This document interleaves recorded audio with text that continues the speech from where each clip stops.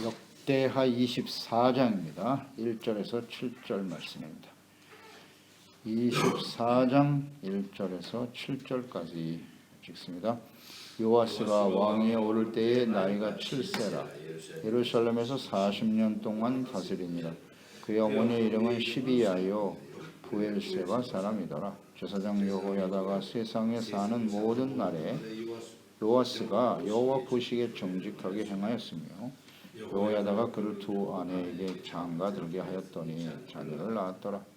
그 후에 요아스가 여호와의 전을 보수할 뜻을 두고 제사장들과 레위 사람들을 모으고 그들에게 이르되 너희는 유다 여러 성읍에 가서 모든 이스라엘에게 하마다 너희의 하나님 전을 수리할 돈을 거두되 그 일을 빨리 하라 하였으나 레위 사람들이 빨리 하지 아니한지라. 왕이 대제사장 여호야다를 불러 이르되 내가 어찌하여 레위 사람들을 시켜서 여호와의 종 모세와 이스라엘의 회중이 성막을 위하여 정한 세를 유다와 예루살렘에서 거두게 하지 아니하였느냐 하니 이는 그 악한 여인 아달랴의 아들들이 하나님의 전을 파괴하고 또 여호와의 전의 모든 성물들을 바알을 위하여 사용하였음이었더라. 아멘. 다시 세워지는 하나님의 나라. 여호사밧의 실수로 인해서 악한 자요 하나님을 미워한 자이고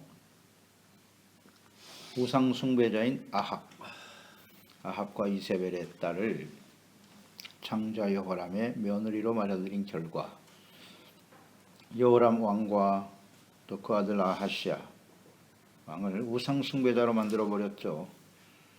그래서 결국 하나님의 공의 심판으로 일찍 죽게 만들게 되었는데요.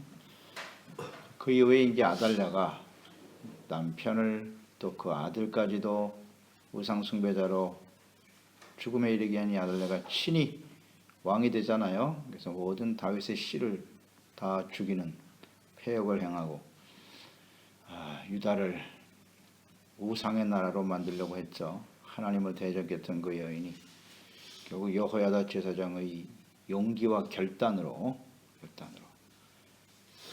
다윗의 씨가 멸절되는 과정에서 여호사밧 아하시아의 누이죠. 그 어린 갓난아이 요아스를 몰래 숨겨다가 성전에서 7년 동안 키웠다. 그래서 이제 이 요아스를 하나님의 때에 아달랴를 제거하고 왕으로 세우게 됩니다. 이 여호야다 제사장이 요아스 왕을 세우고 또 하나님과 왕과 백성들 사이에서 언약을 선포했어요. 지난 시간 우리가 묵상했죠. 선포한 내용은 간단합니다. 여호와의 백성이 되리라. 선포했습니다. 왕에게도 당신은 이 나라의 왕이 되어 다스릴 때에 이 백성들이 당신의 백성이 아니라 여호와의 백성인 걸 명심하시오. 또 이스라엘 백성들에게는 이 나라는 왕이 다스리는 나라가 아니라 하나님이 다스리시는 하나님의 백성이라는 사실을 잊지 말고 의의 백성이 되도록 해야 한다. 성경 전체에 나타난 하나님의 뜻이 뭐냐? 나는 너희 하나님이 되고 너희는 내 백성이 되리라. 이 하나님의 뜻이거든요. 그러니까 여호야다 제사장 이걸 정확하게 알고 있어요. 그래서 선포한 겁니다. 언약을 맺읍시다. 제사장으로서의 역할을 충실히 감당하고 있었다. 그러면서 우리가 지난 시간 묵상했죠. 여호와의 백성이 필요한 세 가지 요소가 있는데 그 첫 번째는 바알 신당을 다 헐어라. 우상을 완전히 제거해야 될 것이다. 그 다음 두 번째는 번제를 드리고 하나님 앞에 희생 제사를 드리는 제사가 회복돼야 된다. 이게 하나님의 백성으로 마땅히 해야 할 일이지. 그리고 세 번째는 문지기들을 세워서 이 성전에 부정한 자들이 출입하지 못하도록 하라. 성전을 청결하게 하라는 겁니다. 거룩하게 만들어라.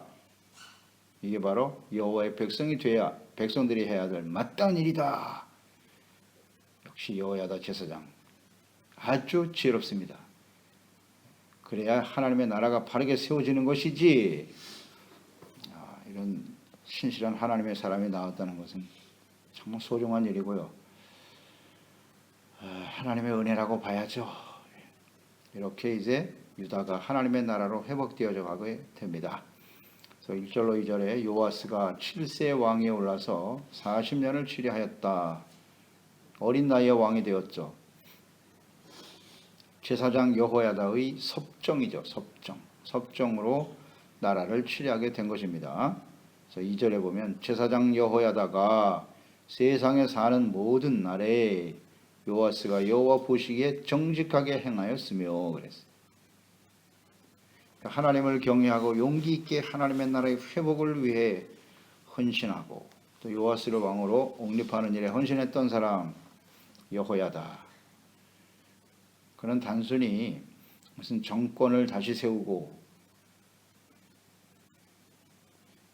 권력을 교체하는 그런 생각을 가지고 있는 사람이 아니었어요. 하나님의 나라를 바르게 세워야 한다. 우상으로, 바알의 우상으로 무너지고 있는 이스라엘을 이 하나님의 나라를 세워야 한다고 하는 진실함이 있었죠. 그런 여호야다가 요아스를 아직 어리니까 7세의 나이니까요. 섭정을 통해서 하나님의 나라가 바르게 세워지는 일에 힘썼다. 그래서 그 기간 동안에는 요아스가 하나님 보시기에 정직하게 행하였다라고 기록하고 있습니다. 여호야다가 살아있는 동안, 이 말 속에는 살아있는 동안에는 여호야다를 통해서 의를 행했지만 여호야다가 죽은 이후에는 부패하고 타락하게 되었다는 의미를 품고 있죠. 살아있는 동안에만 잘했다. 우리는 그걸 보게 될 거예요. 실제로 그러했습니다. 24장 17절로 18절에 보면 여호야다가 죽은 후에 유다 방백들이 와서 왕에게 절하매 왕이 그들의 말을 듣고 그의 조상들의 하나님 여호와의 전을 버리고 아세라 목상과 우상을 섬겼으므로 그 죄로 말미암아 진노가 유다와 예루살렘에 임하니라. 요아스가 이런 사람이에요. 그가 죽은 이후에 방백들이 찾아왔다. 유다의 방백들이 왕은 바뀌었는데 방백들은 역시 변화가 없어요. 과거에 바알 아세라 우상을 섬기던 이 삶을 돌이키지 못하고 있죠. 여호사밧 성군이죠. 성군. 그런 성군이 없습니다. 정말. 근데 그 밑에 여호람이 패역을 행했고 또 그 아들 아하시아가 패역을 행하고 또 아달랴까지 굉장히 오래됐어요. 이 우상 섬긴 지가. 그러니까 쉽게 바뀌질 않는 거예요. 왕 하나만 바뀌었을 뿐이지 그 권력의 중심에 있는 사람들은 여전히 이전의 악을 가지고 있다. 이런 부패한 모습을 확실하게 도려내야 되는데 이걸 정리를 못하니까 결국 그들의 영향을 받아서 여호야다가 죽고 나니까 또다시 부패하게 되는 이 과정, 이걸 우리 잘 살펴봐야 합니다. 이런 걸 보면 나중에 묵상이 되겠습니다만 적폐청산이 얼마나 중요한가 이런 걸 보게 되는 거예요. 그대로 영향을 받잖아요. 이게 사람이에요. 온전하지 못하죠.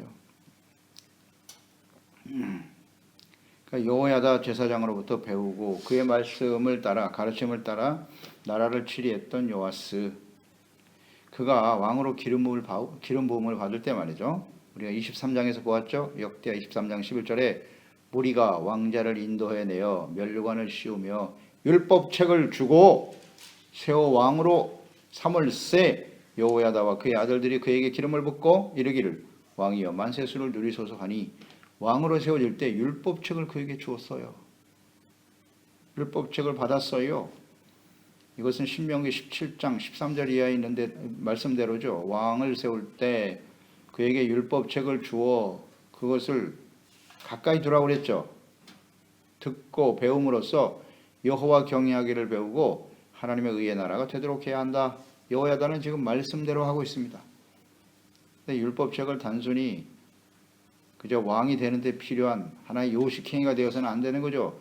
그 말씀을 주야로 묵상하고 배우고 읽어서 여호와 경외하기를 배워야 했던 것이죠.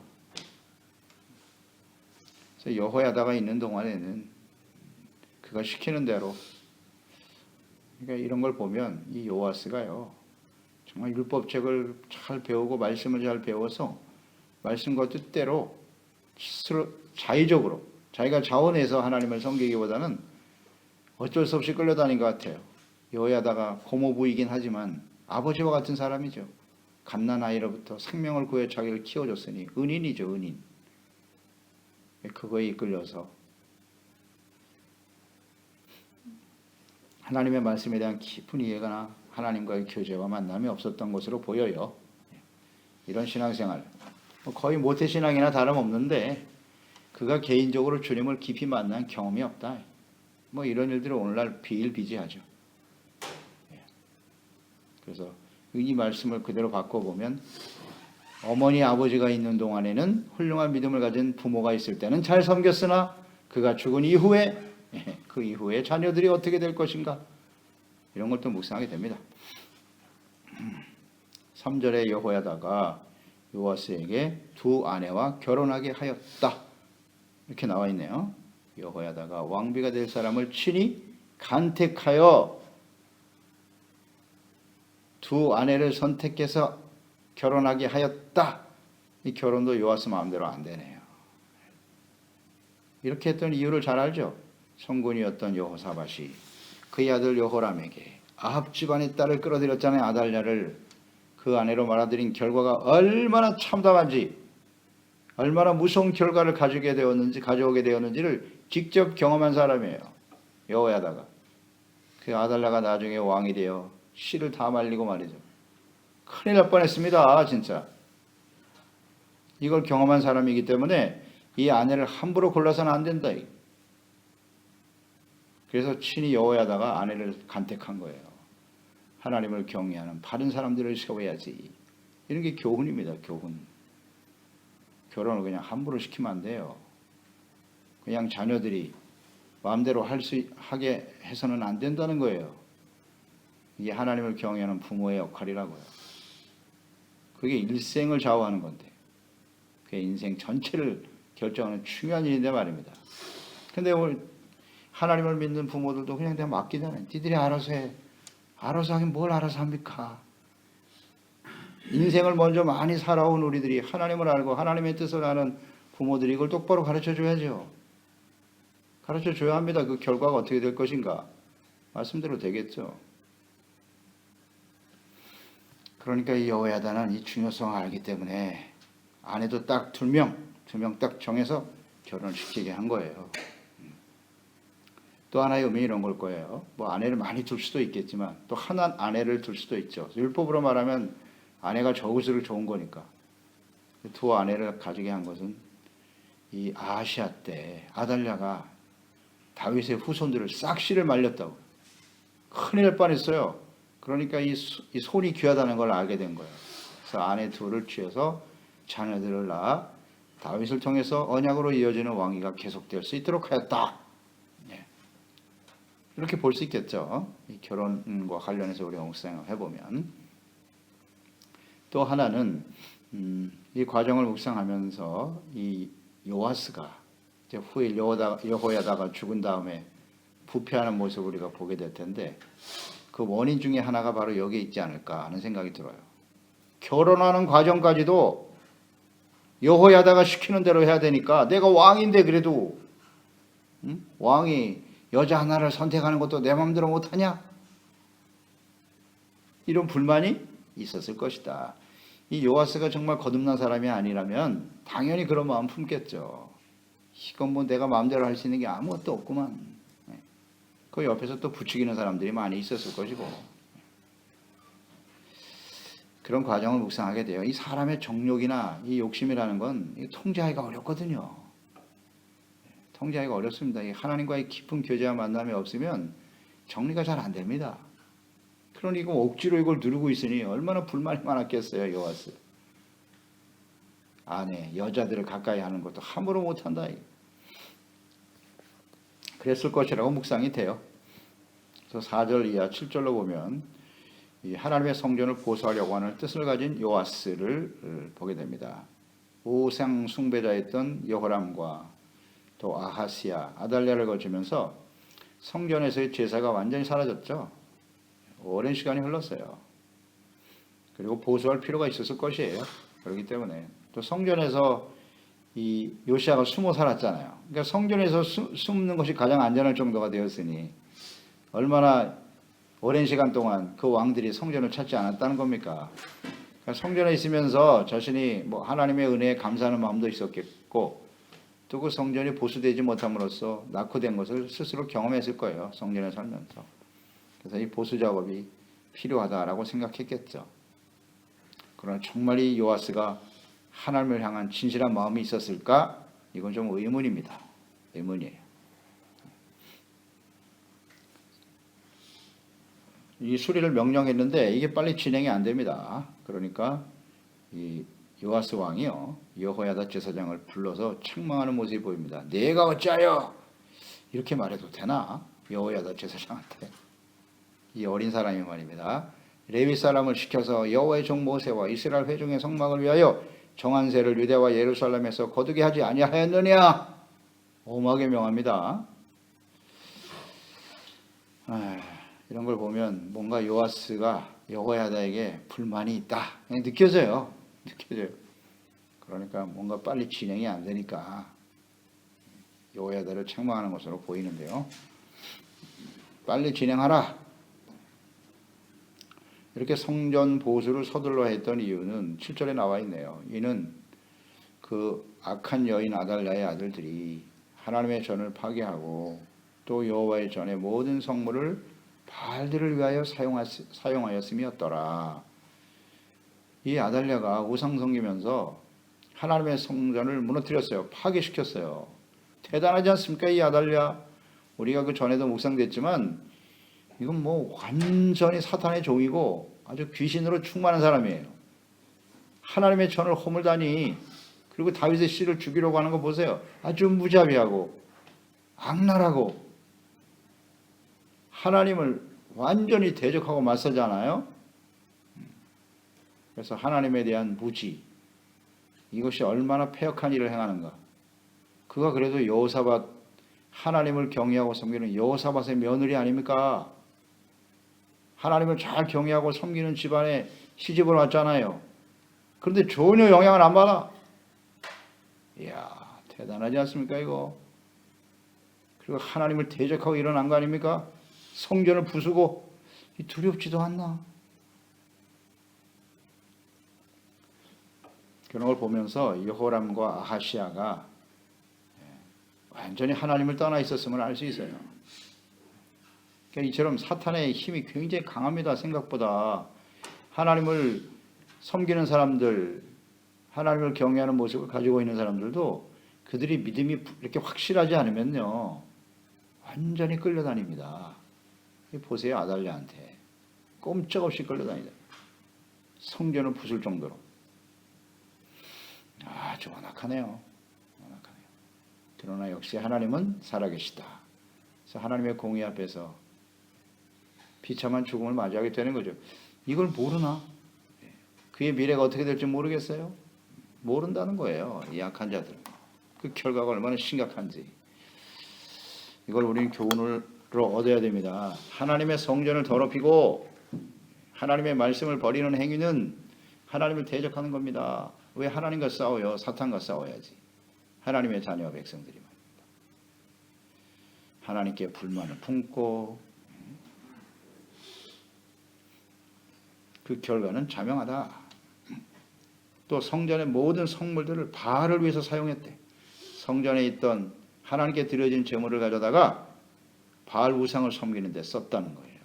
그 성전세를 받아가지고 이런 짓을 했다. 아달랴가. 그러면 하나님이 가만두시겠습니까? 그렇습니다. 하나님의 공의는 반드시 나타납니다. 하나님을 대적하는 사람들이. 이런 걸 우리가 묵상하게 되지요. 그래서 하나님의 성전을 바르게 세워야 한다는 거, 그 필요성이 인식이 되는 건데요. 그만큼 요아스가 여호야다 제사장이 있는 동안에는 그래도 정직히 행하려고 하는 그런 모습을 보였다는 것은 귀한 일이죠. 그러니까 이 성전이 회복된다는 얘기는 곧 하나님의 나라가 회복되고 있다. 무너진 하나님의 나라를 회복하는 것이다. 이것을 우리 묵상하게 되죠. 그래서 우리 그리스도인의 삶은요, 여호야다가 왕과 백성들 사이에 언약을 세운 것처럼 어떻게 하면 우리가 하나님이 다스리시는 하나님의 나라, 그리고 우리는 그의 백성이 되어 의와 거룩함으로 하나님의 말씀에 순종하여 하나님의 나라를 바르게 세울 것인가? 여기에 초점을 맞춰야 돼요. 그러니까 하나님의 나라를 세운다라고 하는, 다시 한번 묵상해 보세요. 하나님이 다스리시는 하나님의 나라에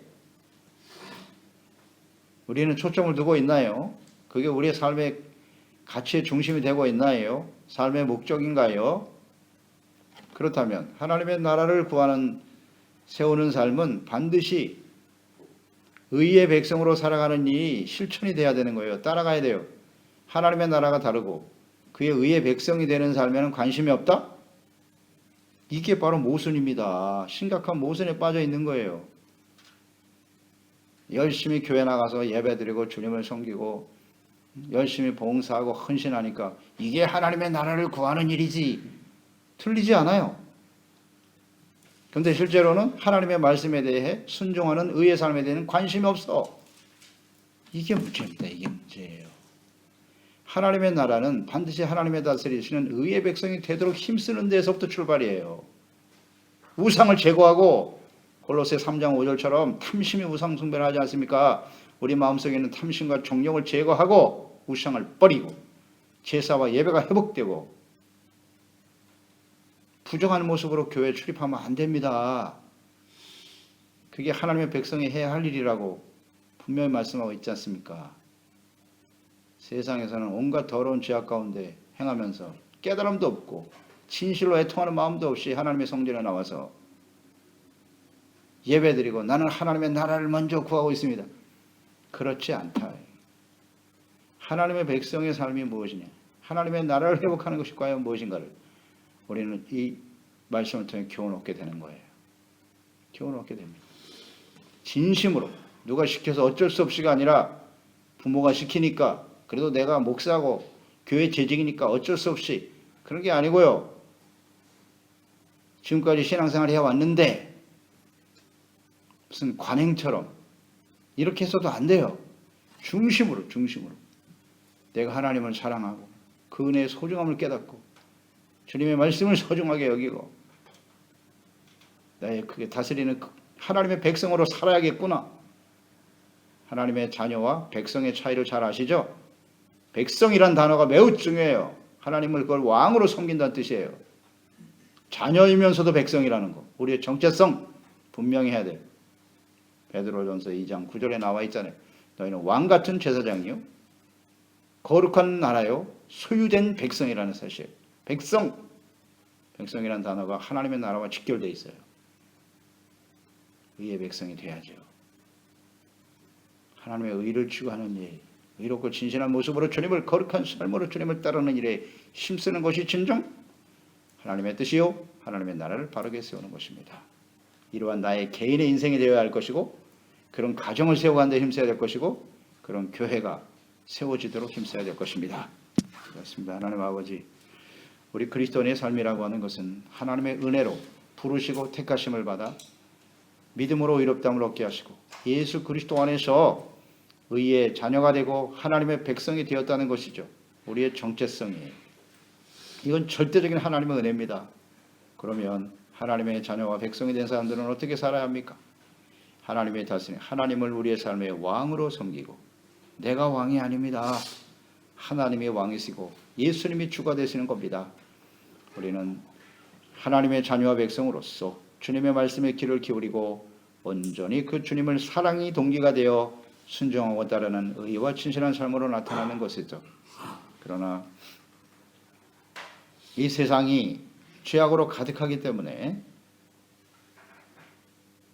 요아스 왕 그 시대에 말이죠. 여호야다 제사장과 같은 진실한 하나님의 사람이 있었기에 하나님의 나라가 이렇게 회복될 수 있었는데요. 사탄의 공격이 정말 만만치 않다는 것을 역사를 통해서 다시 한번 확인하게 됩니다. 오늘 시도 마찬가지겠죠. 그러니까 우리는 예수 그리스도 안에서 진리의 말씀 안에 성령의 도심을 따라 육체의 욕심을 따르는 이 우상의 숭배의 모습을 철저하게 제거하고 하나님이 다스리는 의의 백성으로 하나님의 나라를 바르게 세워가는 우리 모두가 될 수 있도록 도와주소서. 예수님의 이름으로 기도드리옵나이다. 아멘.